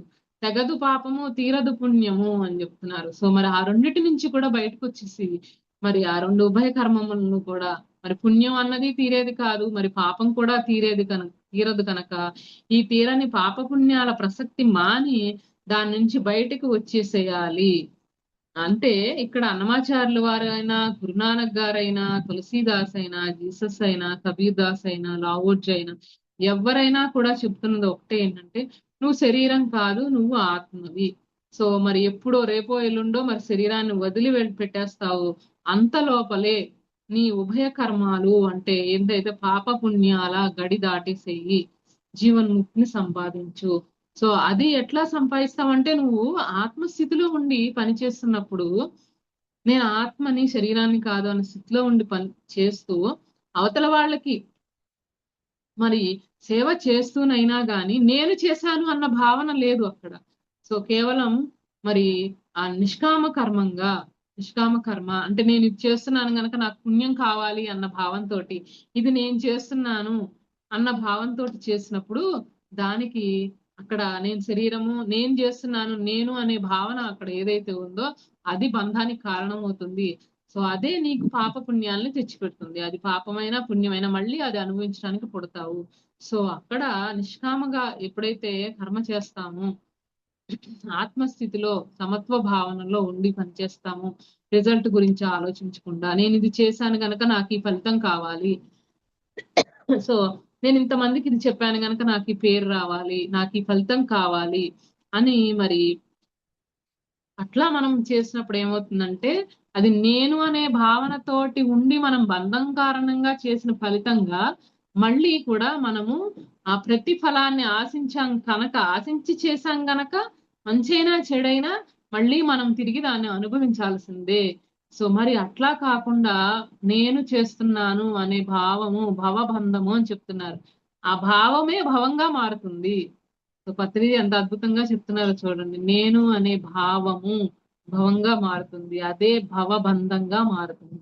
సో ఈ భవబంధాల నుంచి పోవాలి అంటే మరి ఆ మంచి చెడుల నుంచి పాపపుణ్యాల చిట్టా నుంచి ఆ సంచి నుంచి బయటికి రావాలి అంటే నేను చేస్తున్నాను అనే భావన లేకుండా ఆ భవబంధం లేకుండా మనం గనక చేసినట్టయితే, అహం లేకుండా చేసినట్టయితే మరి ఆ సంచిలో నుంచి మనం పాపపుణ్యాలు సంచిత కర్మల్లో నుంచి మరి బయటకు వస్తాము మరి అని మనకి చెప్తున్నారనమాట. తెగదు పాపము తీరదు పుణ్యము, నగి నగి కాలము నాటకము.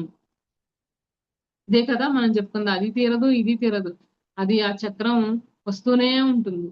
మరి ఆ మధ్య మధ్యలో జరిగే కాలం అంతా కూడా నాటకమే. ఇది ఎగువలో శ్రీ వెంకటేశ్వరుడేలిక గగనము మీదిది కైవల్యము అని చెప్తున్నారు.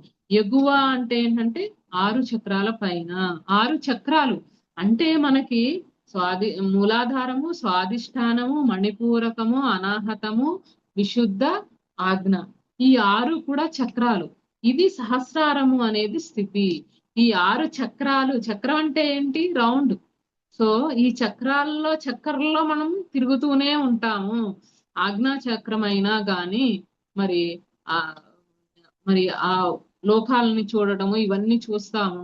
కానీ మరి ఎప్పుడైతే సత్యాన్ని అర్థం చేసుకుని ఆ స్థితిలో జీవించటం ఉంటుందో, సహస్రార స్థితిలో, అప్పుడు మాత్రమే ఈ జన్మ మరణ చక్రాల నుంచి బయటకు వస్తాం. మిగతావన్నీ కూడా ఇవి చక్రాలే. ఈ చక్రాల్లో మనము పైకి కిందకి అట్లా తిరుగుతూనే ఉంటాము. ఈ 6 చక్రాల స్థితుల్లోనూ ఆ యొక్క సాధనలో మరి ఈ 6 చక్రాలకి ఎగువ సహస్రార స్థితి ఏదైనా సహస్రారంలోనే మరి అక్కడ 7 కొండల స్వామి అంటాం కదా మనం. 7 కొండల స్వామి ఆ స్థితిని సంపాదించుకోవాలి అంటే గగనము మీదిది కైవల్యము అని చెప్తున్నారు. గగనం అంటే ఏంటి? మనకి ఇక్కడ ఆకాశం ఏదైతే ఉందో, గగనం అంటే ఆకాశం. 5 తత్వాలు ఏమున్నాయి మనకి? పృథ్వీ, నీరు, అగ్ని, వాయువు, ఆకాశం. ఇప్పుడు అక్కడ ఆకాశమే గగనం అంటే సో పంచభౌతిక తత్వం ఏదైతే ఉందో దాని మీదిది అంటే పాంచభౌతిక తత్వం మీదది కైవల్యం అవుతుంది. సో మరి అక్కడ ఏదైతే స్థూల లోకాలు అంటే మనకి ఇక్కడ కనిపించే జగత్తు, మరి పైన ఉన్నదంతా సూక్ష్మ లోకాలు, కారణ లోకాలు, ఇదంతా మరి అవి అక్కడ దివ్య దృష్టితోటి చూసుకోగలిగేదే మరి కైవల్యము అని చెప్పి మనకి అన్నమాచార్యుల వారు చక్కగా చెప్పడం జరిగింది. ఒకటేమో నాటకము, రెండోదేమో కైవల్యము.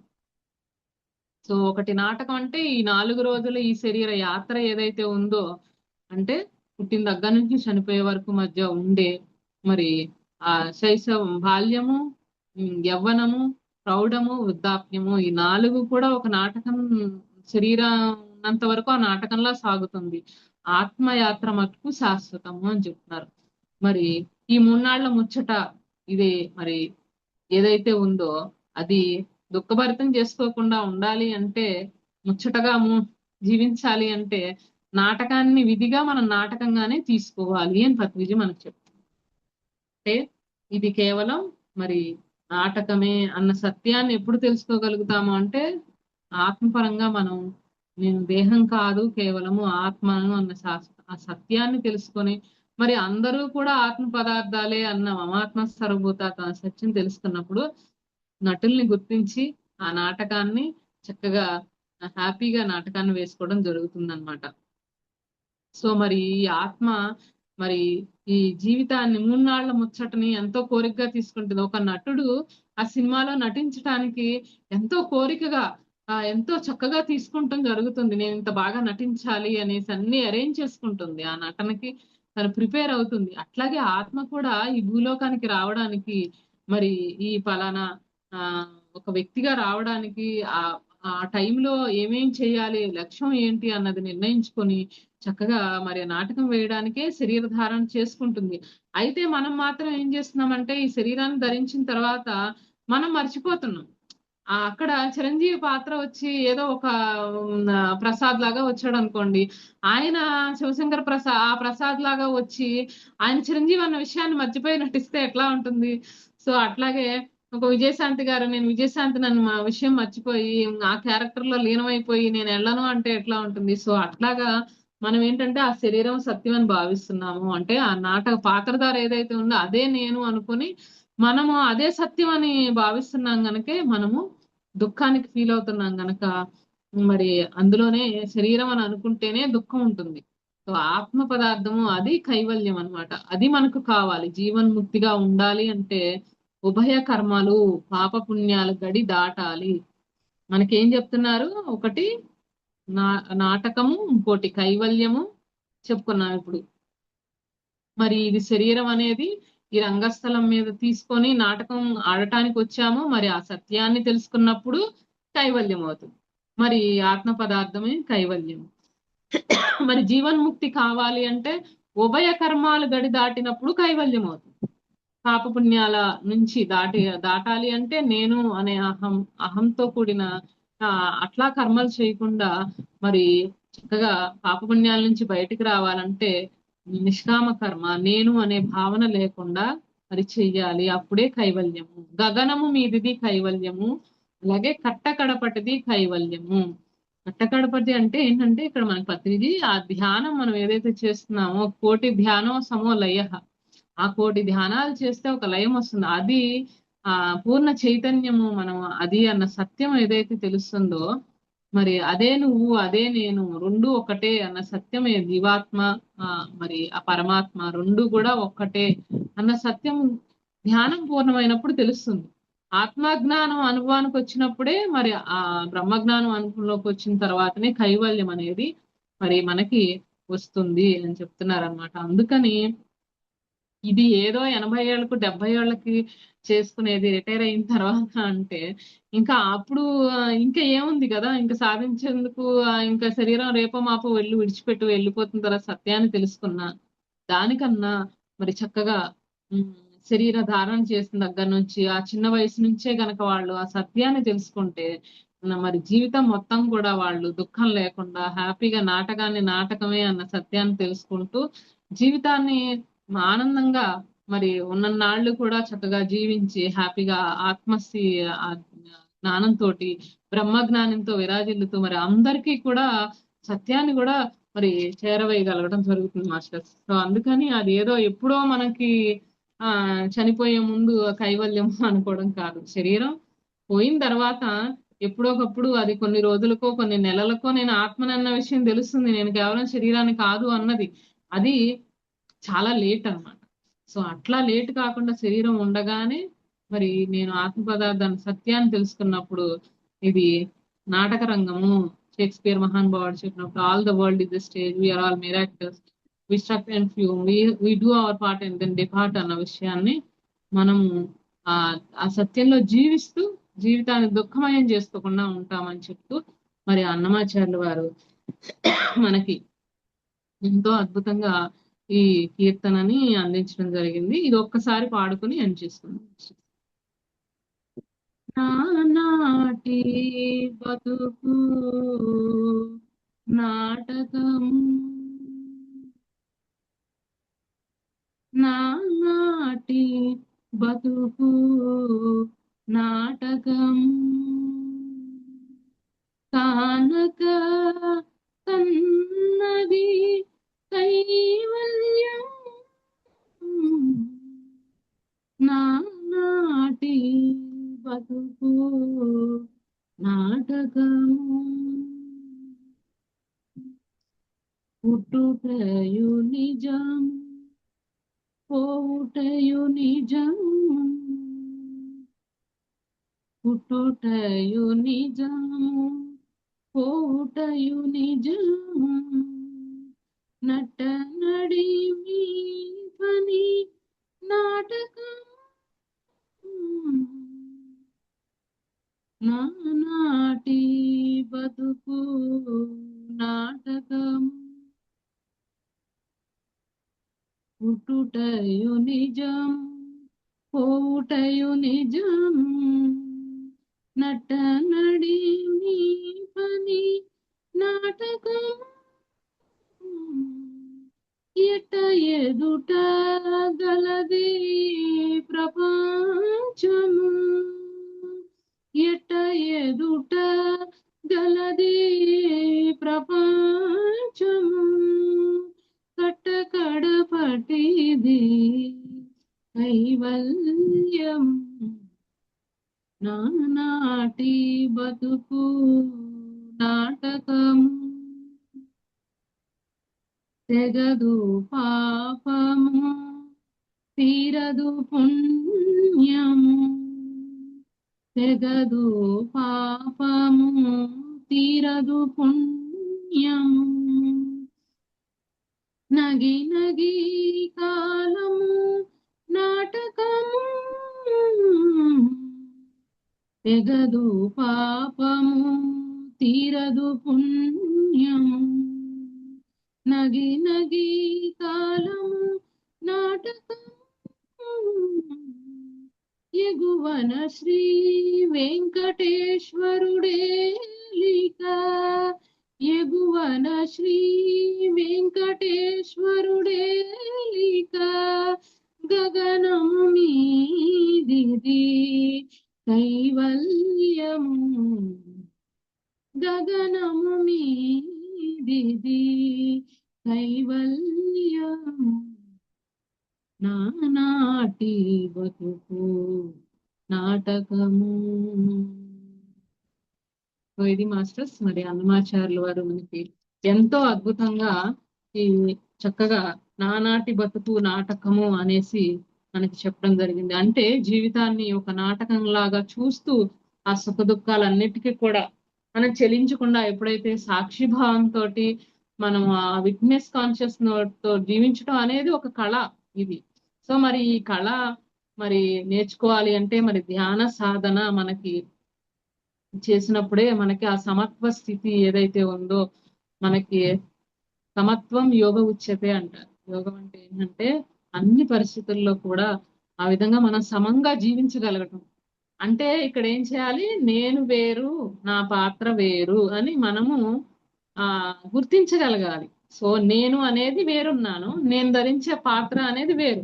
నాటకంలో మరి రాజు పాత్రలో ఉండి ఏడుస్తున్నాడు, లోపల మాత్రం మరి తను రాజు కాదు అనే స్పృహను కలిగి ఉంటాడు. ఇప్పుడు ఎవరైనా మనకి హీరో ఉన్నాడు, ఒక రాజు పాత్రను చేస్తున్నాడు, ఆ రాజుగా ఉన్నాడు, యుద్ధాలు చేస్తున్నాడు, ఎన్నో అనుభవిస్తున్నాడు, సుఖాలు దుఃఖాలు భోగాలు, కానీ లోపల తనకి తెలుసు తను రాజు రోల్ మాత్రమే ప్లే చేస్తున్నాడు, తను వేరు, తను చిరంజీవిని అని తెలుసు, తను వెంకటేష్ అని తనకు తెలుసు, తను మాత్రం జస్ట్ రోల్ ప్లే చేస్తున్నానన్నది తెలుస్తుంది అనమాట. సో అక్కడ డిస్టెన్స్ మెయింటైన్ చేయాలి. నేను వేరు ఆ పాత్ర వేరు.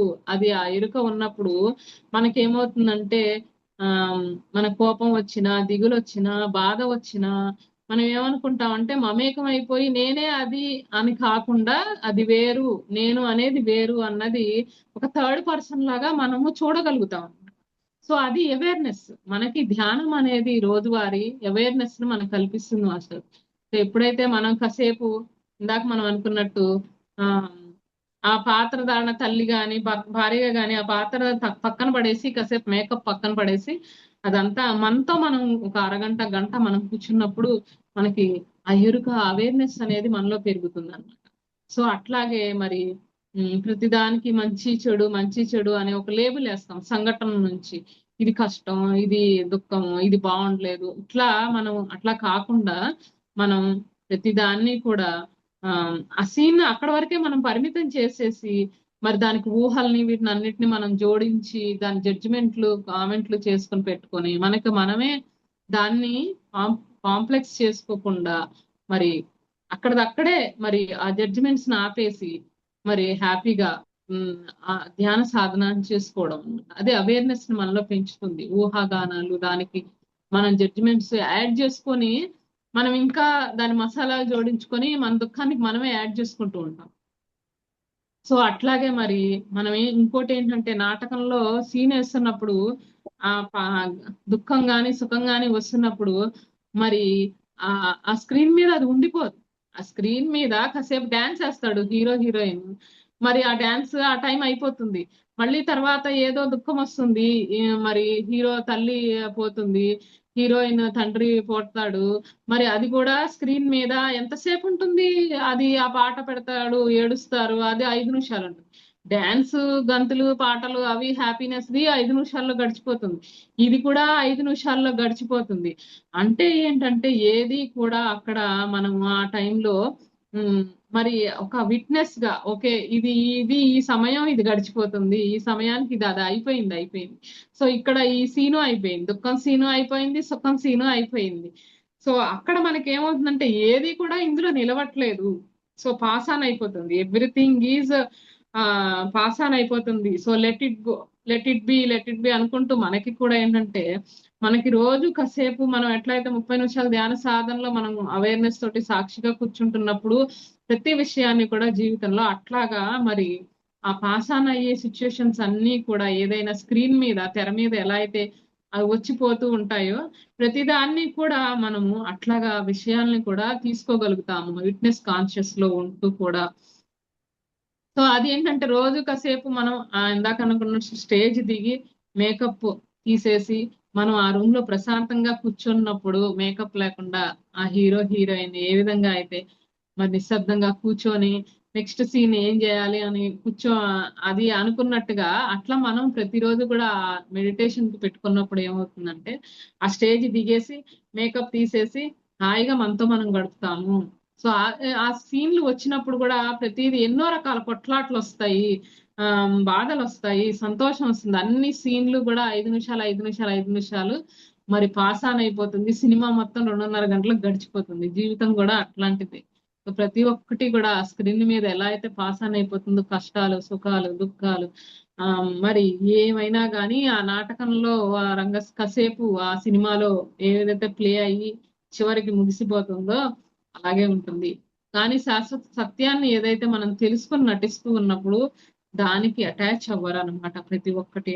సో అట్లాగే మరి నాటకంలో గాని సినిమాలో గాని మరి హీరో ఎలా నటిస్తాడు అంతవరకు పాత్ర వరకు బాగా నటించాలి, పర్ఫెక్ట్ గా 100% తాను కృషి చేసి మరి ఎలా కావాలంటే అలా. మరి అమీర్ ఖాన్ చేసినప్పుడు అట్లాగే, ఆయన బాడీ బిల్డింగ్ చేసినప్పుడు అలాగే చేస్తాడు, కాలేజ్ స్టూడెంట్ గా చేయాలన్నప్పుడు అలాగే దానికి తగ్గట్టు రెడీ అయిపోయి వర్కౌట్ చేసి వాళ్ళు ఎలా అయితే కష్టపడి మరి చేస్తామో అట్లాగే ఉద్యోగాలు, వ్యాపారాలు, మరి చదువులు ఏదైనా కానీ శ్రద్ధతోటి బాధ్యతతోటినే చేయాలి. కానీ సినిమా అంతా అయిన తర్వాత ఆ సక్సెస్ ఎంతవరకు అవుతుంది అనేది ఎవరికీ తెలియదు.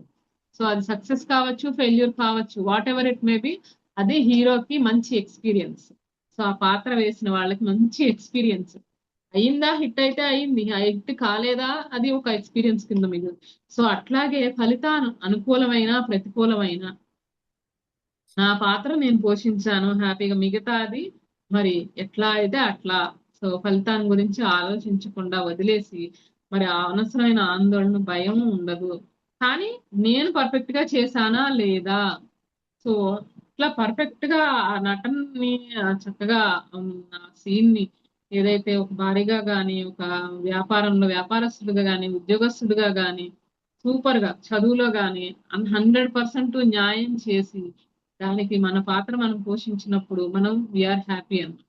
సో నేను నా పాత్ర బాగా పోషించాను, రిజల్ట్ కోసం మనం ఆలోచించలేదు, ఎఫర్ట్ పెట్టాము, 100% ఎఫర్ట్ పెట్టాము, బట్ విత్ డిటాచ్మెంట్. సో నేను ఆ పాత్ర నటిస్తున్నాను, ఆ పాత్రలో పాత్రధారినే నేను. సో చిరంజీవినే అన్న విషయం చిరంజీవికి తెలుసు, కానీ రాజుగా నటించినప్పుడు 100%. బాహుబలిలో ప్రభాస్ గారు మరి వీరేంద్ర బాహుబలిగా నటించి 100% మరి క్లాప్స్ కొట్టించుకున్నారు. తర్వాత మళ్ళీ ప్రభాసే ఆయన. ఆయన వీరేంద్ర బాహుబలి కాదు, ఆయనకు ఆ విషయం తెలుసు, బాహుబలి కాదు ఆయన. కానీ నటించారు, బాహుబలిలో ఉన్న పాత్రధారులందరూ కూడా మరి అద్భుతంగా నటించడం జరిగింది. మనం నటిస్తున్నాము, 100% ఎఫర్ట్ పెడతాం, బట్ దానికి ఫలితం గురించి ఆలోచించము. మరి నేను ఆ పాత్రను ధరించి 100% ఎఫర్ట్ పెట్టి నటిస్తున్నాను అన్న అవేర్నెస్, ఆ స్పృహలో ఉంటాము, అప్పుడు దుఃఖం ఉండదు. ఇంకా దుఃఖం కూడా ఎప్పుడు ఉంటుందంటే 100% ఎఫర్ట్ పెట్టాము కానీ రిజల్ట్ సరిగ్గా రాలేదే అన్నది వస్తుందో రాదో రిలీజ్ కు ముందు భయం. సో ఈ భయం ఆందోళన లేకుండా ఉండాలంటే ఫలితం గురించి ఆశించకుండా ఏదైనా ఓకే, వచ్చినా రాకపోయినా 100% మనమైతే ఎఫర్ట్ పెట్టాము, ఇది మంచి ఎక్స్పీరియన్స్ నాకు అన్ని హ్యాపీగా ఫీల్ అవుతూ ఉన్నప్పుడు ఫలితం గురించి కూడా ఆశించినప్పుడు మరి ఆ అవేర్నెస్ లో ఎప్పుడైతే అది ఉండగలుగుతాం, అది మనకి ధ్యానం నేర్పిస్తుంది. ఆ ధ్యాన సాధనలో మనం సత్యాన్ని తెలుసుకుని ఆ సత్యాన్ని ఎరుకతో ఉన్నప్పుడు మరి నాటకాన్ని నాటకంగా చూడగలుగుతాము అనే అన్నమాచార్యుల వారు మనకి చెప్తున్నారు. మాస్టర్స్, నాకు ఈ అవకాశం ఇచ్చినందుకు, ఈ అద్భుతమైన కాన్సెప్ట్ నిజంగా ఇది తెలుసుకోగలిగితే జీవితంలో మన నాటక రంగం అన్నది ఒక అవేర్నెస్ తోటి ప్రతిరోజు కూడా అట్లా ధ్యానం చేసుకుని సత్యాన్ని తెలుసుకొని మనం నటించగలిగితే జీవితంలో జీవించగలిగితే అట్లా మరి జీవితం అంతా కూడా ఒక లీలలాగా ఉంటుంది, లేదంటే గోలలాగా ఉంటుంది అని ఉంటుంది మనకి చెప్తున్నారు. మాస్టర్స్, నాకు ఈ అవకాశం మరి ఇచ్చినందుకు, పత్రిజీ అద్భుతమైన ప్రబోధాల్లో నుంచి చక్కటి అన్నమాచార్యుల వారి కీర్తన మీతో షేర్ చేసుకోగలిగినందుకు చాలా హ్యాపీగా ఫీల్ అవుతున్నాను. మీ అందరికీ కూడా హృదయపూర్వక thank you madam. Thank you madam, thank you so much.